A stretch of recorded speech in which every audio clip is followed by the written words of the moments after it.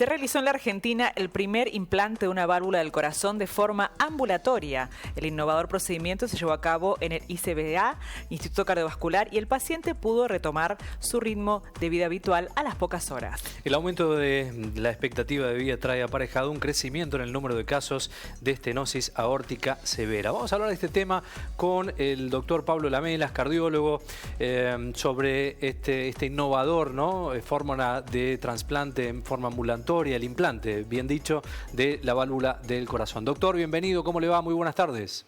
Hola, doctor, buenas tardes.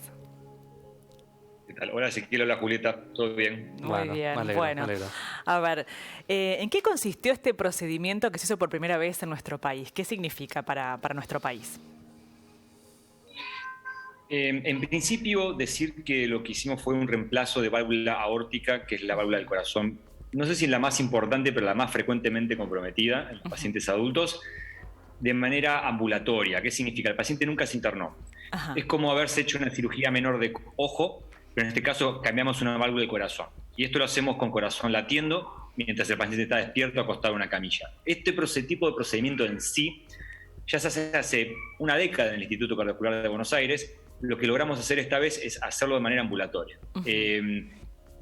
Históricamente, un recambio valvular aórtico toma una internación de 4 o 5 días de tórax abierto, como lo hacía René Favaloro en la cirugía bypass. Toma varias semanas de rehabilitación en domicilio, y volver a la vida normal puede variar entre unos pocos meses a varios meses en muchos de los pacientes.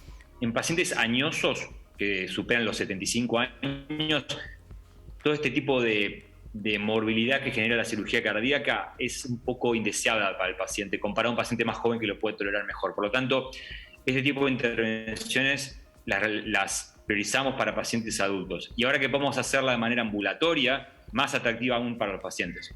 ¿Qué es la estenosis aórtica? Para que podamos imaginar y dimensionar lo que significó este procedimiento de manera ambulatoria. El corazón tiene 4 válvulas. Sí. Bien, de las 4 válvulas, hay una que conecta el corazón con el resto de la circulación del cuerpo, que es la válvula aórtica. Ajá. Esta válvula aórtica puede fallar por 2 razones habitualmente. Como cualquier válvula, se puede tapar o puede hacer que pierda por el costado, como que como la función de válvula no la cumpla bien. Sí. La más frecuente es la falla de estenosis o obstrucción de la salida de la válvula. Cuando la válvula se empieza a obstruir, el corazón tiene dificultad para sacar la sangre del corazón y enviarla al resto del cuerpo. Por lo tanto, empiezan los pacientes con falta de aire, desmayos, dolor de pecho, o incluso aún así también pueden desarrollar muerte súbita. Ajá. Por lo tanto, por eso priorizamos, una vez que el paciente desarrolla síntomas, hacerlo de tratar la válvula lo antes posible. ¿Y cómo se diagnostica concretamente? Te escucho. ¿Cómo se diagnostica más allá de los síntomas, no? Porque a veces, bueno, pueden ser como síntomas bastante, no digo frecuentes, pero no son como anormales. Imperceptibles. Claro. Totalmente. Muchos de los pacientes que hacemos intervenciones tienen síntomas mínimos y se detectan por esos síntomas. Por ejemplo, el paciente le cuesta un poco, le falta el aire al caminar, o por ejemplo, se desmaya, y al realizarse estudios de por qué le falta el aire, por qué le duele el pecho, por qué se desmaya, se detecta la válvula aórtica que está tapándose. La manera que lo detectamos es escuchando el corazón con un estetoscopio, que escuchamos un soplo, que muchos pacientes suelen tener un soplo de hace décadas y que va empeorando con el tiempo. Y la manera más objetiva de detectarlo es mediante la utilización de ultrasonido cardíaco, ecocardiografía, que es un dispositivo que se coloca por encima del corazón y se ve en imagen de ultrasonido, como si fuese un ultrasonido de chicos, de bebés, bueno, lo mismo pero del corazón. Y ahí vemos cómo se mueve el corazón, cómo están las válvulas, vemos los flujos. Y si ya llega a un punto crítico donde decimos que el riesgo de que se tape de manera grave es sustancial, ahí le ofrecemos a los pacientes hacer el reemplazo de la válvula. Claro, doctor, en la etapa pandémica se habló mucho de pacientes con COVID, de secuelas cardíacas. ¿Esto ha afectado, la baja de consultas? Y la otra pregunta tiene que ver con la afectación del COVID en pacientes con patologías previas de estas características. Definitivamente la pandemia y cómo reaccionó la comunidad hacia la pandemia tuvo un impacto profundo en el control de los pacientes de todas las enfermedades, pero principalmente la cardiovascular. ¿Por qué? La cardiovascular es un tipo de enfermedad que no solamente es la más frecuente, la que causa la mayor cantidad de muertes a nivel tanto en Argentina como global, 1 cada 3 muertes son cardiovasculares, y es algo que suele como ser muy grave de inicio, no es como algunas enfermedades que se detectan y suelen convertirse graves dentro de décadas. Por lo tanto, observamos primero una gran caída de las consultas al principio de la pandemia, aproximadamente un 30-50% de reducción de consulta por infarto. O sea, los infartos no es que no sucedían, sino que sucedían y el paciente se quedaba en la casa. O lo que es aún peor, el paciente usaba toda su enfermedad en la casa. Entonces ya es tarde para nosotros lograr un beneficio como lo hemos logrado en el pasado. Si en una década o dos hemos logrado reducir un tercio la mortalidad cardiovascular por detección precoz, tratamientos, cirugías efectivas, dejar de hacerlas evidentemente es algo que va a generar efectos adversos en la población. De hecho, habíamos hecho una predicción en abril del año pasado que publicamos en Revista Medicina acá en Buenos Aires, donde estimábamos un exceso de muertes de 10.000 a 15.000 personas por enfermedad cardiovascular, y probablemente eso se haya cumplido, porque en los Estados Unidos se cumplió eso, hubo un incremento en el año del 15% relativo de las muertes cardiovasculares, y si bien en Argentina no contamos con datos que podamos corroborarlo, por ahora sospechamos que sucedió lo mismo, que haber descuidado la enfermedad cardiovascular, entre otras, se debe haber trasladado a un impacto adverso en la población, o sea que más gente sufrió de más enfermedad cardiovascular y peor. Claro, muy bien, volviendo al tema, doctor, del procedimiento, ¿a qué porcentaje de la población en la Argentina afecta este tipo de estenosis aórtica? ¿Y quiénes serían aptos justamente para poder realizar este tipo de procedimiento de manera ambulatoria como se hizo por primera vez en nuestro país? Bueno, la estenosis aórtica afecta aproximadamente al 3% de los adultos mayores. Por encima de 60 años, 1 de cada 3 tiene cierto grado de estenosis aórtica. Algunos de ellos va a desarrollar formas severas.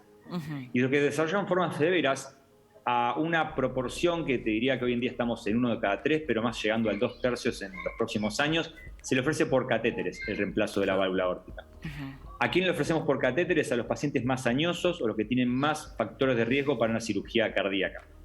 Porque los pacientes que hoy en día pueden recibir una cirugía cardíaca porque son jóvenes, tienen menos comorbilidades, definitivamente es un tratamiento más conocido. El reemplazo por catéteres lleva una década de utilización. Por lo tanto, no tenemos datos muy robustos de qué sucede a los 15, 20 o 30 años con el reemplazo de válvula por catéter.